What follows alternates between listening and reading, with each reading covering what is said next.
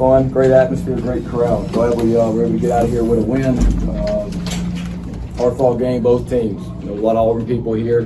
That's still a great fight either way. A&M people here, gig 'em. Great win.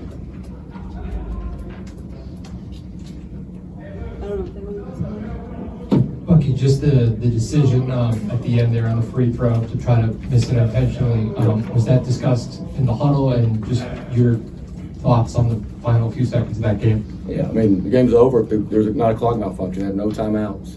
So, at home we may consider making that, but with the continuation rules in college basketball, you cannot foul under 5 seconds. You can't foul under 5 seconds now because there's continuation. So if we go up 3 and we foul, we can't do it. So they're going to get a half-court heave-off. They're going to get a better heave-off. They can throw it in on the baseline out of bounds, right? And you got to ask yourself, in that game, the way that was going, did y'all think we had an advantage or they had an advantage in overtime? We have a better advantage to win it right there with them having to catch it and shoot a 80-footer the way it should have been, or if they could throw it in, have an opportunity to make a 3, and then there's overtime. It's going to be a tough win in overtime for us.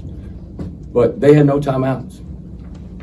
So that's got to get corrected right there, just with what happened at the clock, because we thought there was any way for the game to be stopped with a review or with the clock went too early, which is what they were saying. That's the only way for the game to be stopped. It's the only way we could lose the game pretty much, unless they're going to make a 75-footer. And so anyway, we didn't cover the last play well. We should have been tighter. We're trying not to foul, but maybe we covered it really well. There wasn't enough time to get it off, so maybe that's the best thing you can do. But I thought the officials in the situation, I think they knew the situation. That if it was close, it had to go our way based on what had just transpired the play before. Coach, I believe the deficit was 16 for you guys at one point in the second half. What led to the turnaround to make a comeback like that and ultimately win on the road? Well, I mean, 16 for us isn't much. We're a high variance team. We shoot a lot of threes. We play a lot of guys. We play fast. We get up and down. We're a second half team. We've been winning these second halves the majority of the year once we got in shape and started understanding our identity to who we are. We obviously shot the ball better. We got our offense going better, and we turned up our defense. They're a good team. They weren't going to quit, so it is what it is. Coach, welcome back to the state. I man. know you've been a part of a lot of these crazy games, but what's going through your mind during that last shot? And just what about the resilience of your team? Yeah, I mean, the last shot was unbelievable. It was unbelievable, everything that had gone on up to that. It was just because I could not believe the game was not over. I just couldn't believe. All of a sudden I look up and there's a sideline out of bounds. Like that was with no timeouts. That was crazy.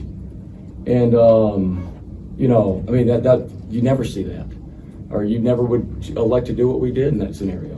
But end of the day, I don't want to take away, make it one play or not. Our guys fought hard tonight and played good basketball. Look, we're playing good right now. We lost arguably our best player, Mackenzie Mbako. He missed the first start of the season. 2 of our 3 losses have been without him.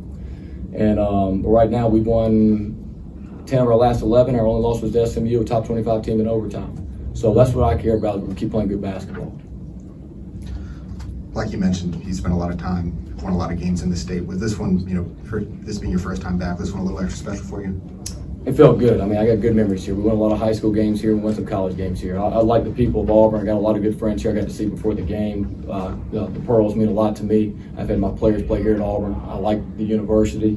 But I'm in Texas A&M. I'm going to fight with my guys. But I wish them luck when we're not playing. Glad we don't have to play them again.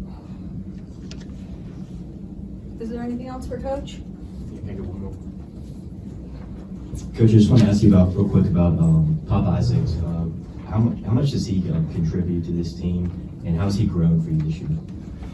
Well, if those who catch up, A&M fans may know this, but we had Mbako was out at the start of the season. Pop Isaac had a hip surgery, then a meniscus surgery. Was playing at the start of the season, didn't play basketball for almost a year, and came back right around the Oak State game, shell of himself as anybody would be, because he hadn't played for a year.